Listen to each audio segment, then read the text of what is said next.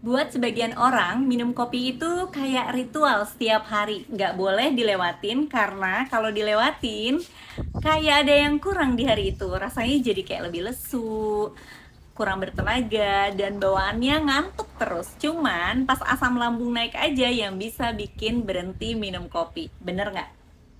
Meskipun rasanya pahit, jadi cita rasa tersendiri karena pahitnya kopi nggak sepahit pengalaman hidup yang memilukan, katanya ya. Nah, kamu yang nonton video ini minum kopi setiap hari ya?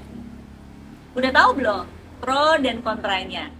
Yuk cari tahu sebelum kamu lanjut terus minum kopi setiap hari. Hai semuanya, dengan aku Apoteker Ana. Aku biasanya ngebahas tentang kesehatan, kecantikan, hingga lifestyle.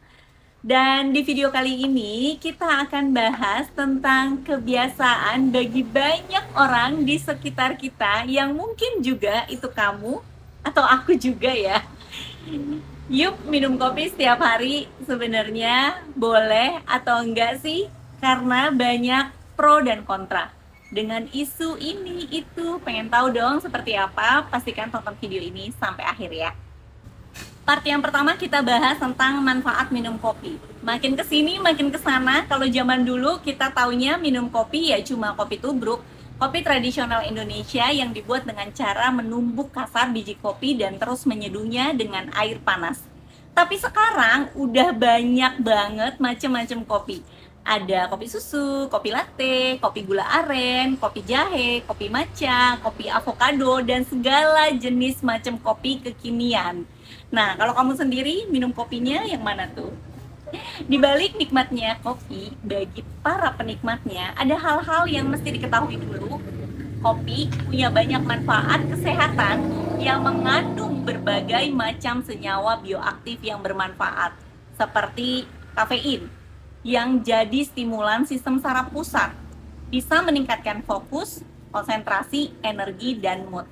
Jadi lebih detailnya nih ya, meningkatkan fokus dan konsentrasi karena kafein ini bekerja dengan cara memblokir reseptor adenosin di otak yang bisa menyebabkan peningkatan fokus dan konsentrasi.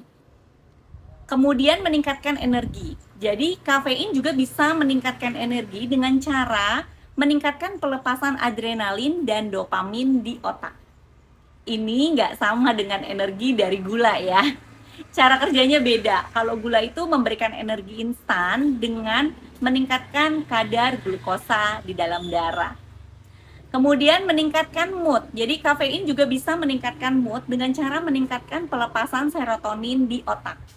Yang kedua, kopi mengandung asam klorogenan, yaitu antioksidan yang bisa membantu melindungi tubuh dari kerusakan akibat radikal bebas.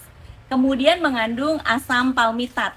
Ini bisa membantu meningkatkan metabolisme dan membakar lemak dengan cara meningkatkan aktivitas enzim lipase.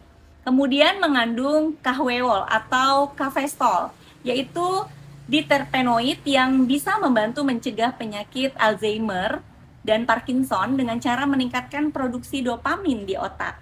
Kemudian mengandung N-metil piridinium. Ini adalah senyawa yang bisa membantu mencegah diabetes tipe 2 dengan cara meningkatkan sensitivitas insulin. Mengandung magnesium, ini adalah mineral yang bisa membantu mencegah penyakit jantung. Tapi kandungan magnesium yang ada di dalam kopi umumnya rendah, jadi sekitar 5-10 mg per cangkir, sedangkan kebutuhan magnesium per orang yaitu kurang lebih 300-400 mg, jadi nggak cukup signifikan membantu. Dan yang terakhir mengandung kalium, yaitu mineral yang dapat membantu menurunkan tekanan darah. Part yang kedua kita bahas resiko atau efek samping minum kopi. Meskipun minum kopi ini memberikan manfaat, tapi sebaiknya nggak berlebihan. Minum kopi yang berlebihan juga bisa menyebabkan efek samping ya, terutama pada orang-orang yang hamil atau menyusui, serta orang-orang yang memiliki kondisi medis tertentu, seperti penyakit jantung, tekanan darah tinggi, atau gangguan kecemasan. Nah, efek sampingnya itu dari senyawa-senyawa tadi yang udah aku sebutin, yaitu pertama, kafein. Konsumsi kafein berlebihan ini bisa menyebabkan efek samping seperti gelisah, Karena kafein bisa meningkatkan pelepasan adrenalin dan dopamin di otak yang dapat menyebabkan perasaan gelisah. Kemudian insomnia, kafein bisa mengganggu produksi melatonin, hormon yang mengatur tidur. Kemudian peningkatan denyut jantung dengan cara meningkatkan kontraksi otot jantung. Kemudian peningkatan tekanan darah. Jadi kafein juga dapat meningkatkan tekanan darah dengan cara meningkatkan aliran darah ke pembuluh darah. Kemudian yang kedua, mengandung asam klorogenat. Nih ya, jadi asam klorogenat yang berlebihan ini juga bisa menyebabkan masalah pencernaan pada beberapa orang, seperti mules, asam lambung, dan diare. Yang ketiga, kopi itu mengandung kahweol atau kafestol. Ini adalah senyawa yang dapat meningkatkan kadar kolesterol LDL ya yang jahat yang bisa menyebabkan kolesterol menjadi tinggi. Nah, seperti itu ya teman-teman, buat manfaat dan resiko atau efek sampingnya yang menjadi pro kontra masing-masing. Ada juga kontra lainnya yang mempertanyakan apa iya kopi bisa menyebabkan kanker. Hubungannya antara konsumsi kopi dan resiko kanker ini masih diteliti dan belum ada kesimpulan yang pasti. Beberapa penelitian menunjukkan kalau konsumsi kopi nggak meningkatkan resiko kanker.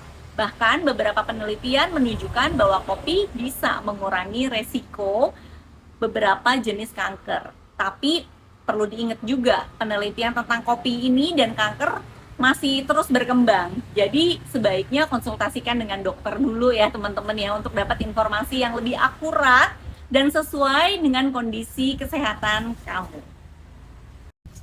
Terus kalau takaran kopi yang masih aman gimana? Nah, takaran minum kopi itu tergantung sama beberapa faktor seperti sensitivitas terhadap kafein. Jadi orang yang sensitif terhadap kafein sebaiknya membatasi minum kopi. Kemudian kondisi kesehatan orang tersebut.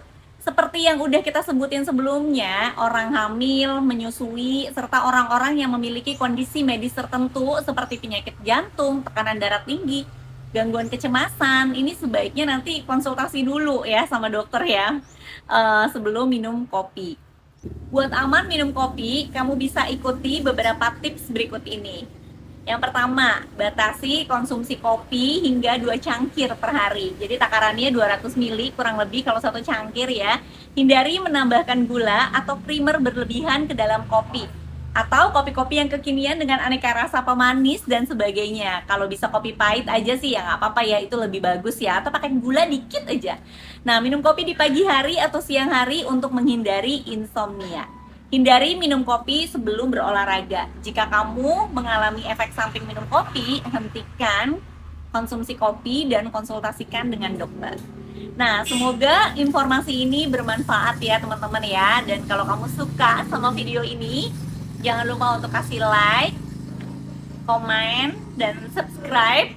Dan boleh banget nanti di-share ke teman-teman kalian yang lain biar aku jadi semangat bikin kontennya. Terima kasih udah setia untuk nonton video aku sampai akhir. See you di next video. Bye-bye.